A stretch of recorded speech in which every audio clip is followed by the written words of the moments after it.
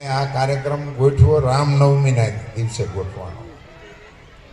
રામનવમીના દિવસે રામાયણની નાની એવી એક ઘટના તરફ આપ સૌનું ધ્યાન દોરવાનું મને મન થાય છે. સીતાજીનું હરણ થયું અને એની શોધ માટે હનુમાનજી ગયા અને વાવડ આવ્યા કે લંકામાં અશોક વાટિકામાં સીતાજી બેઠા છે. અને પછી તો ખબર પડી ગઈ કે હવે ક્યાં છે. તો રાવણ જેવો દુશ્મન નક્કી થયો.